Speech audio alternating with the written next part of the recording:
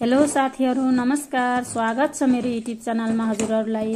आज म प्रेसर कुकरमा सिटी लाएर मकैको ढिँडो बनाउन गइरहेकी छु।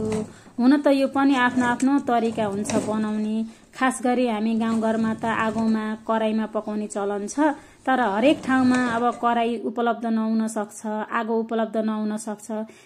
त्यसैले ढिँडो यसरी कुकरमा सिटी लाएर पनि बनाएर खान सकिन्छ भनेर मैले जानेको रेसिपी हजुरहरुलाई शेयर गर्न गइरहेकी छु।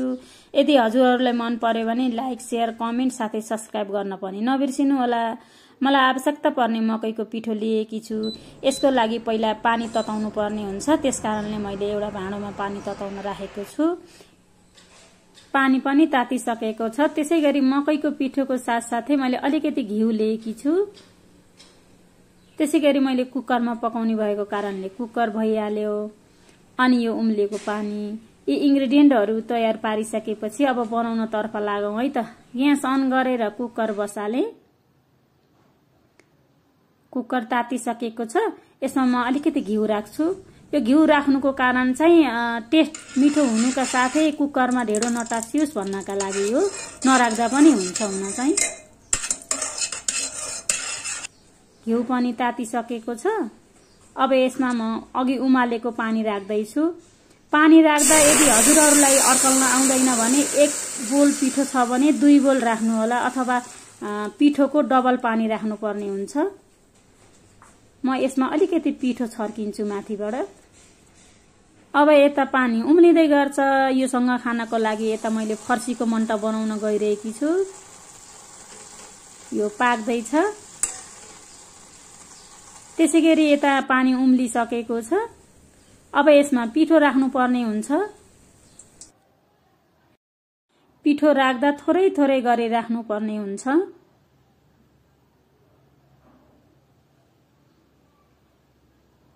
अलिकति राखिसकेपछि सर्र चलाइदिनु पर्ने हुन्छ। अनि अरु भएको पिठो चाहिँ यसैगरी राख्नु पर्ने हुन्छ।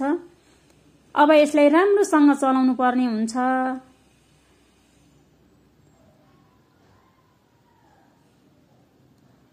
यसको डल्लाहरु राम्रोसँग फुट्ने गरी चलाउनु पर्ने हुन्छ केही समय। यसलाई चाहिँ म केही समय यसैगरी चलाउँदै पकाउँदै गर्नेछु। यो यतिको सारो भएको छ। अझै केही समय यसलाई चलाउनु पर्ने हुन्छ।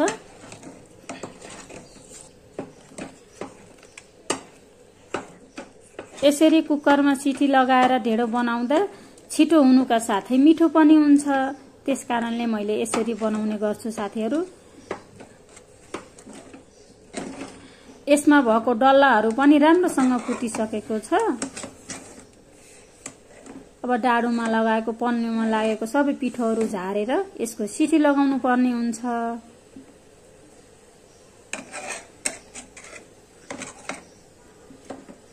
अब मैले यसलाई ढकनी लगाएर सिटी लाउनको लागि छोड्दिन्छु। सिटी लगाउँदा ग्यासको फ्लेम चाहिँ मिडियम हुनुपर्ने हुन्छ, किनकि यो डढ्न सक्छ। त्यसकारणले यसलाई सिटी लाउँदा 2 सिटी लाइपुग्छ।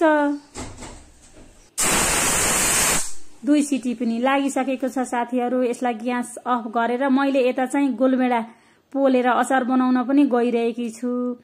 हेर्नु त साथीहरु, हातले मिचेको गोलभेडाको अचार मकैको ढिँडोसँग असाध्यै मिठो हुन्छ। त्यसकारणले मैले मिक्सरमा भन्दा हातैले मिचेर बनाउन गइरहेकी छु। अलिकति नुन राखे, अनि हरियो खुर्सानी चप गरेर राखे, अनि यसलाई मिक्स गर्दै छु।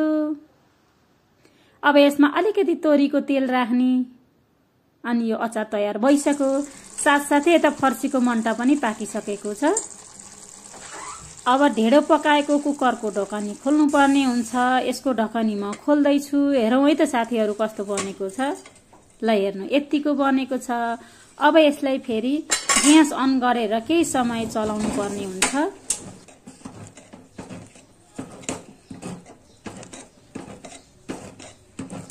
हेर्नु त डल्लाहरु पनि कति राम्रोसँग फुटेको छ, कस्तो राम्रोसँग पाकेको छ। हेर्दै खाउँ खाउँ छैन त साथीहरु। मकैको ढिँडो प्रेसर कुकरमा पकाएको। यसरी पकाउँदा साह्रै सजिलो हुन्छ, अनि पाक्न पनि राम्रोसँग पाक्छ। अब म सर्भ गर्न गइरहेकी छु साथीहरु। ढेँडोसँग फर्सीको मन्टा, खसीको मासुको ग्रेभी, दही अनि टमाटरको अचार, साथै 1 चम्ची घिउ। यो भएपछि त आहा कति मिठो हुन्छ साथीहरू।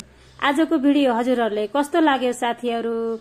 मैले जानेको रेसिपी हजुरहरूलाई सेयर गरे। कुन कुन ठाउँबाट हेर्दै हुनुहुन्छ, हजुरहरूले कसरी बनाउनुहुन्छ, पुरा भिडियो हेरेर अन्तिम समयसम्म साथ दिनु भएकोमा साथीहरूलाई धेरै धेरै धन्यवाद।